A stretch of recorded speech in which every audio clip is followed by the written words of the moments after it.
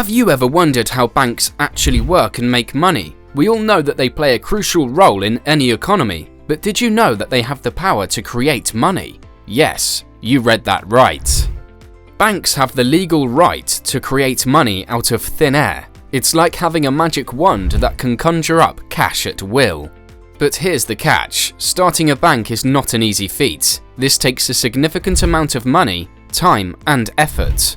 Luckily, with the rise of cryptocurrencies, becoming a billionaire has never been easier. Cryptocurrencies may seem like a scam to some, but in reality they are simply challenging the traditional banking system.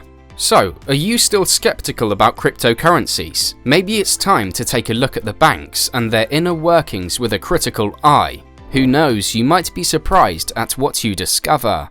But before diving into more about that, let me first welcome you aboard for this episode of Finance Arc.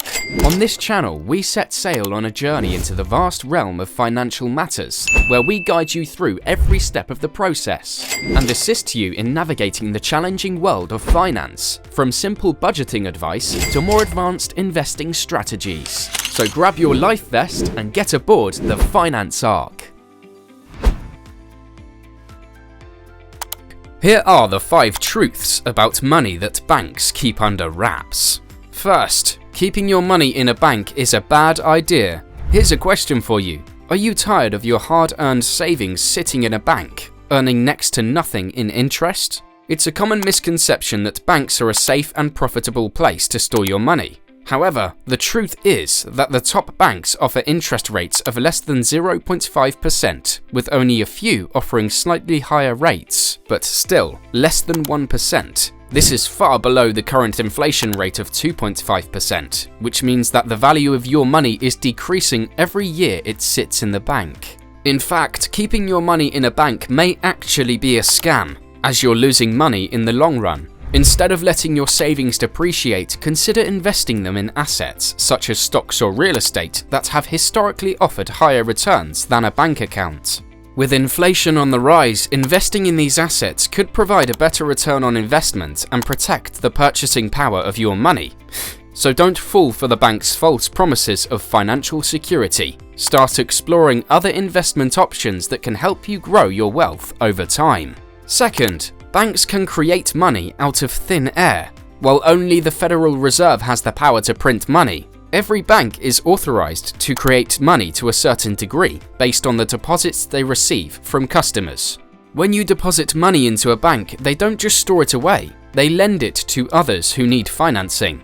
Banks operate on fractional reserve banking, which means they only need to keep a small percentage of deposited funds on hand and can lend out the rest. For example, if you deposit $1,000, the bank only needs to keep $100 on reserve and can lend out the remaining $900, creating $900 out of thin air.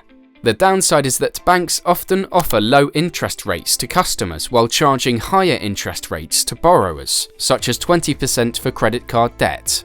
This system can be difficult to understand, but it's important to be aware of how banks use your money to generate profits. So, the next time you check your bank account balance, remember that the money you deposited may have already been lent out to someone else, and the bank is making money off your funds.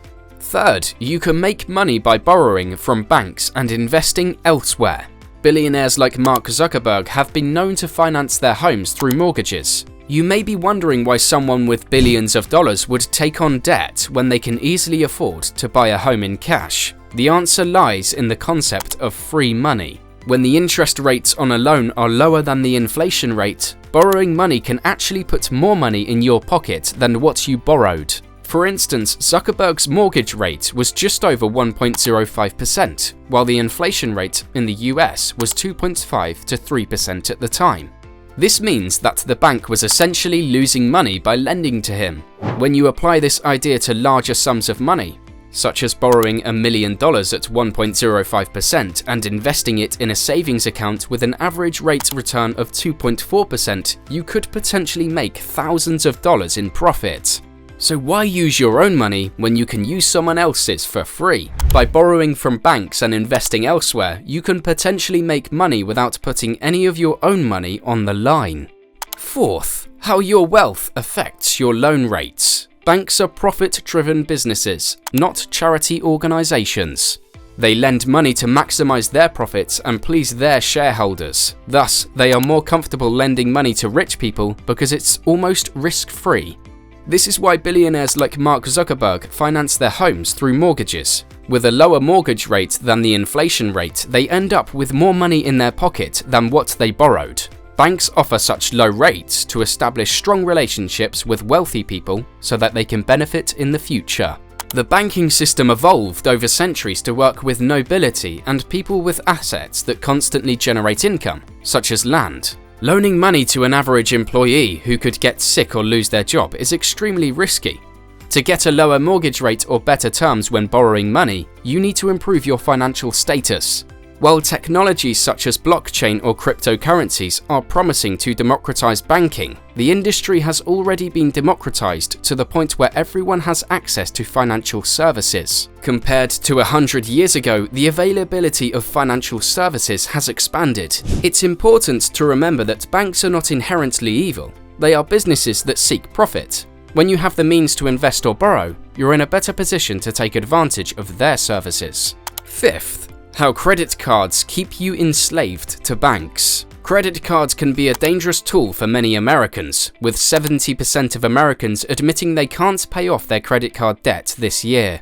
It's no surprise that they are struggling. Unlike a mortgage with a low interest rate, credit card debt often has an interest rate of around 20%, making it easy to fall into a debt trap. Over half of Americans surveyed that they had credit card debt for over a year, with most carrying it for years to come. Nearly 20% believe it will take them more than 3 years to pay it off, while 8% say they don't know when they'll be able to pay it down.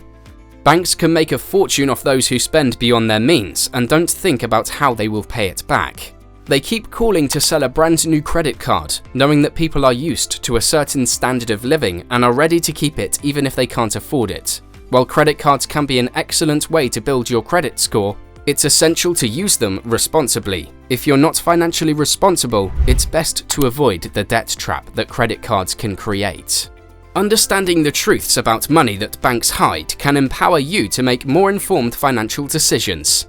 Banks prioritize profits over customers. Credit cards can pose a danger to your finances, and borrowing from banks can benefit the wealthy.